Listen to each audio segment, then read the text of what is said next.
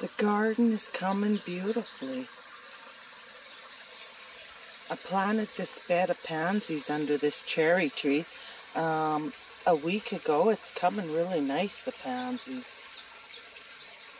I had to put the little fence around it. Beanie was trying to dig out the pansies, weren't you, Beanie? That's why we have these little metal fences. So these fences that cover the ponds in the winter, they go around the garden, so Beanie won't be able to get into the garden and make a big mess. But my money tree looks good. Everything looks pretty good. And this is the South American corn. They're out sitting in the sun with the big, beautiful fish. And I'm gently topping up the pond with some fresh water. It's good to add a little bit of fresh water every other day. It freshens up the ponds. And with a large system with all these spinning balls, there can be a lot of evaporation. Especially yesterday was a very windy day. So I like to keep the levels. This level's always the same, but this water that goes into this pond will just end up topping up the bottom pond. Oh my! They thought I was going to feed them. They're really getting excited about the food. That was the big whitey. She jumped. The big white one and the big orange one here, they're the oldest koi I have. Everything is beautiful. I have a vine here. Well, this is the fake flowers, but these are real flowers here.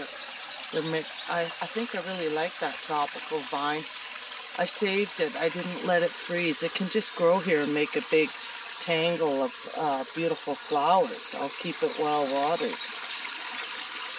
This is in the morning light. The birds are singing.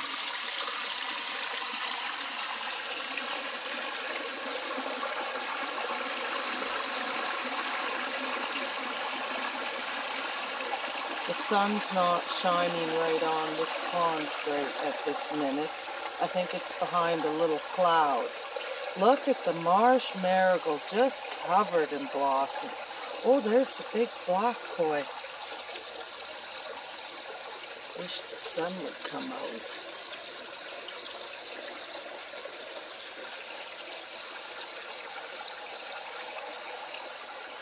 And the yellow flag has really grown. You can barely see the goose over there now. It's a thick, thick hedge.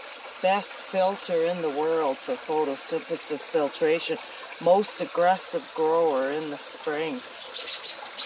Oh, there's a squabble over a future nesting spot. This tree's starting to make leaves in the fruit trees, but that tree hasn't yet. Everybody wants the rights to have a nest here by my pond. Oh, the water must be warming. There's a water lily shoot coming up from the bottom. Oh, there's a couple coming up. Oh, soon I'll have water lilies. The water is warming. And the grass there is growing. That's the wool grass bulrush. And everything is popping up. That's a sweet flag. Not as aggressive as the yellow flag. Look at the difference. But the sweet flag is beautiful. It's easier to control. And when you crush the leaves on the sweet flag, they smell nice. That's a chorus clematis.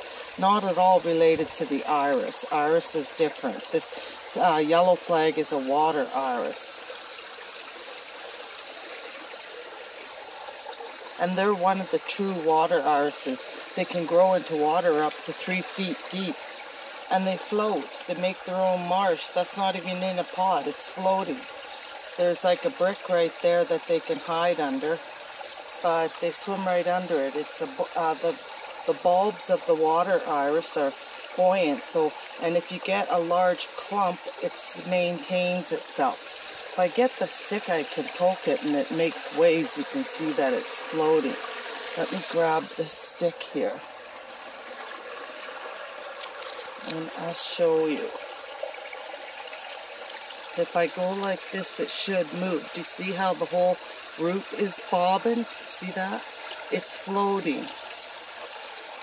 It's a very heavy root. See? The whole thing floats. But it's also leaning on the edge. It's just very stable there.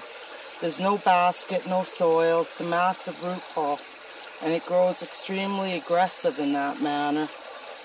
Yes, Beanie likes to drink there. Don't you, Beanie? My little Beanie.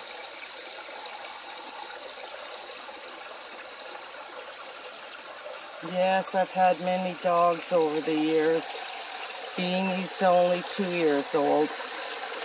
The others got old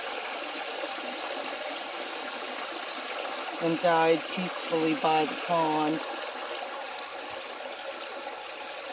I just want to live. I don't ever want to go to an old folks home like my mom. So you have to take care of yourself now in the 50s and have good eating habits. So many people at the grocery stores, the older people, they don't know what to buy for diabetes. They're diabetic, they're taking a ton of medication. They're still eating the same foods, the carbs and sugars, and they don't realize it. But once you cut that all out, oh my God, I have so many, I feel so much better. Last night, my blood sugar was completely normal at 7.0. That's like 143 American, I think, or 126 American, I can't remember. I think it's 126 American. That's like in the normal range, up to 7.0. So, and it's been getting lower all the time. I drink a bulletproof coffee with the heavy cream and coconut oil. Coconut oil is a medium chain fatty acid. It's almost identical to our blood plasma.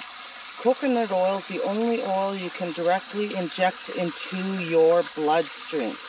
Next time you're in the hospital, read the back of the IV bags. The nutritional supplemental IV bags at the hospital have coconut oil in them because it's almost identical to our blood plasma.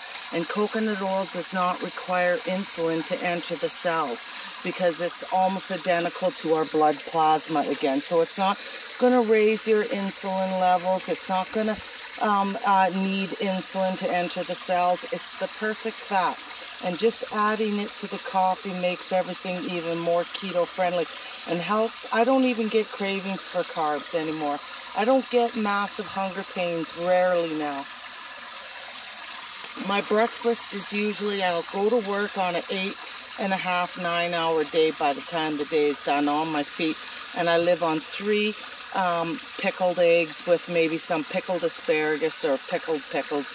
Not the sweet bread and butter pickles, but the sour pickles with no sugar. Because the vinegar will help also to lower your blood sugar, as well as taking apple cider vinegar. But I like the pickled eggs. I can carry them in a container and put them in my bag in the car, and they can stay there and they'll still be fresh in my thermal bag.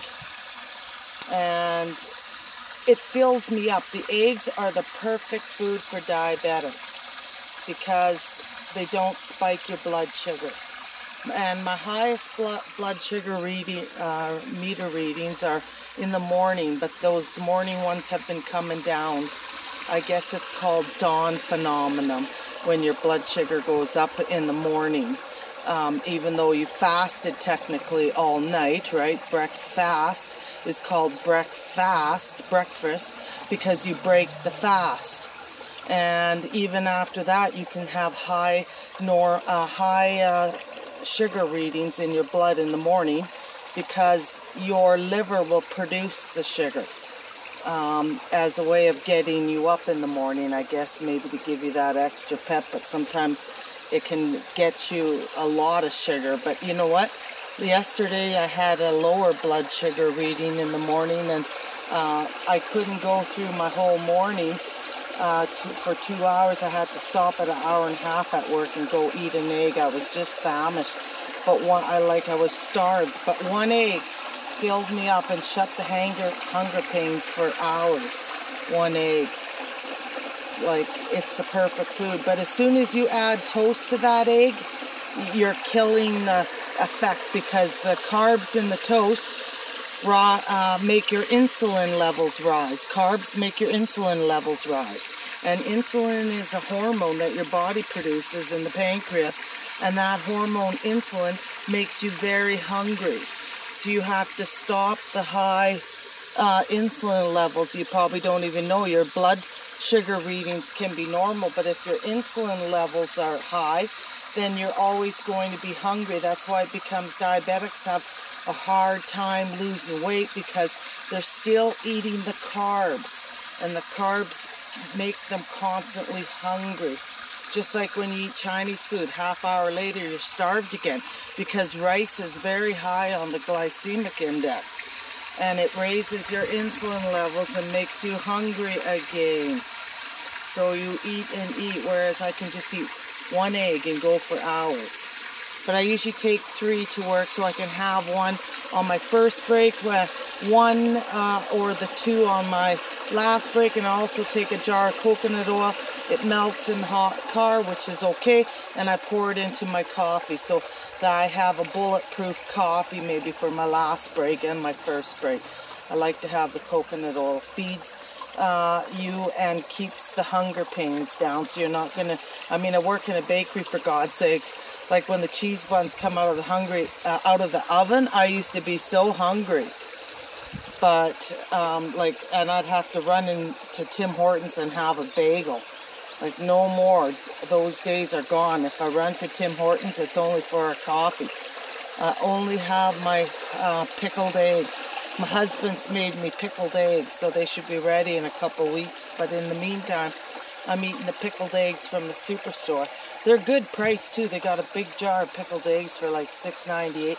That same one at Safeway's like $9.99. So get your pickled eggs at the superstore and try out the egg diet. A lot of people, they go on an egg diet too, where they don't eat much else but eggs, and they lose a ton of weight and get lean, mean, and muscular.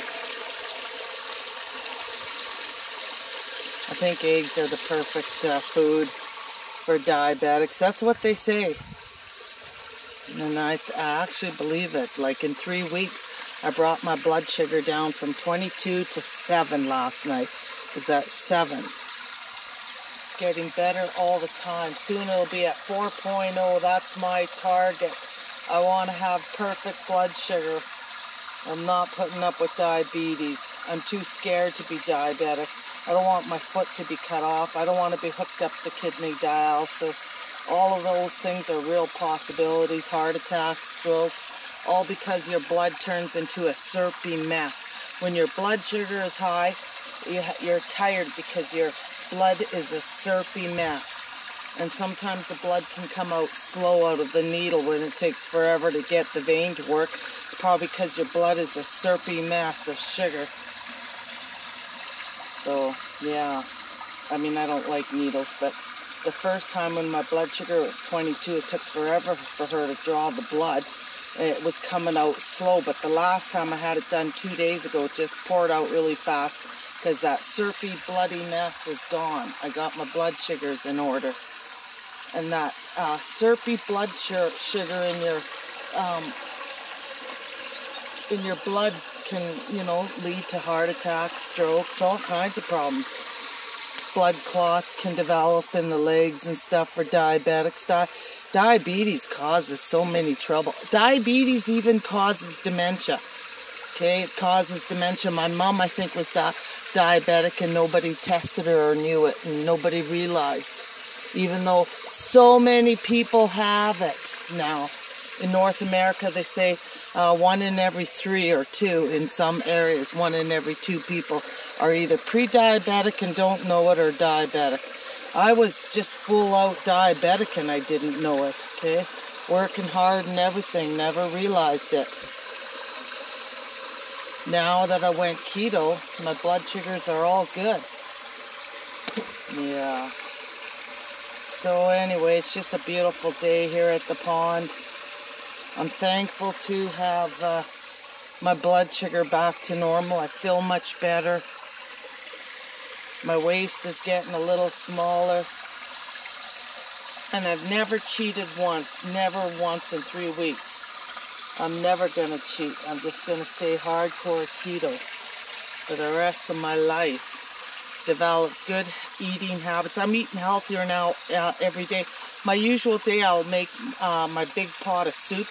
It'll last me 2 or 3 days, like cream of broccoli or cream of cauliflower or cream of asparagus. They're all keto friendly, you know, and I use the Philadelphia cream cheese in it. Oh my God, within the chicken stock, it just is some hot peppers and some paprika and some heavy cream. That stuff, one bowl fills you up. It's like a supper. And it's 100% keto friendly, and I love it. So I'll have that, and maybe I have a low carb bread that we have at the superstore that only has 4 grams of carbs per piece. It's like a little bowl. It's like really light. They're on sale for $3 in the bakery. I like the corn one. I haven't tried the wheat one. I'll like melt butter and cheese on it in the microwave, and it's like cheese toast. Still has it. You don't want to overheat it because it's a really light bread, but it works really well.